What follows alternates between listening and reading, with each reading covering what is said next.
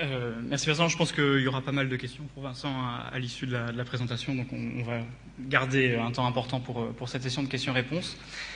On va passer à la deuxième partie de cette présentation, donc se focaliser, comme je disais tout à l'heure, sur la partie moteur de recherche, et plus particulièrement sur l'intégration d'un outil externe open source qui s'appelle Solr. Alors avant de rentrer dans le détail de ce qu'est Solr, j'aimerais juste préciser quand même très rapidement comment fonctionne un moteur de recherche dit d'entreprise. Quand on pense à un moteur de recherche, la première approche qu'on peut avoir, c'est de se dire on va faire directement des requêtes dans la base et puis on va aller voir les produits qui correspondent à ma requête directement en base.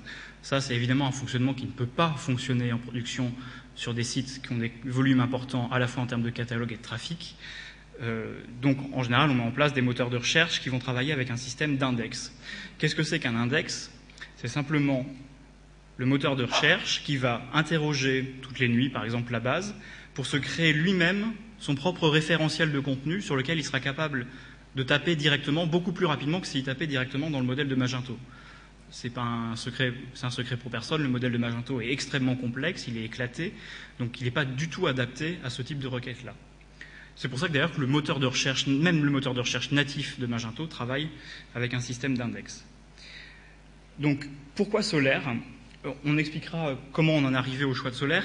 Ce qu'il faut savoir sur Solr, c'est que déjà c'est un outil donc open source qui est porté par la fondation Apache, la même qui fait le serveur d'application du même nom, qui fait tout un tas d'autres outils extrêmement renommés dans le monde de l'open source.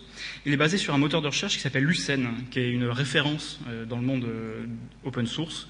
En fait, Solr, si on veut faire basique, c'est Lucene avec quelques fonctionnalités supplémentaires qui ont permis de mieux packager le moteur de recherche. C'est un moteur de recherche full text. Qu'est-ce qu'on appelle un moteur de recherche full text? C'est un moteur de recherche qui va être capable de taper directement au sein des contenus, c'est-à-dire il va chercher au sein des descriptions, au sein des métadonnées, etc., directement les mots que vous cherchez, et un moteur de recherche structuré dans la mesure où on va pouvoir cibler des recherches sur un certain nombre de champs. Typiquement, dans le cadre du Furet, pouvoir faire une recherche juste sur un éditeur ou une recherche juste sur un auteur. C'est extrêmement important dans un moteur de recherche. Comme je disais, il s'appuie sur son propre index. Et puis, il intègre des fonctionnalités haut de gamme qui vont un peu plus loin que les fonctionnalités natives de Magento. La recherche par facette, on va en reparler. La gestion de thésaurus, on en reparlera également.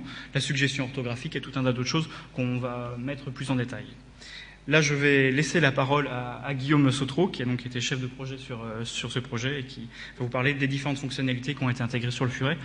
Mais avant, on va commencer par un petit benchmark technique pour comprendre quels sont véritablement les avantages en termes de performance de Solr par rapport aux autres alternatives qui s'étaient présentées à nous.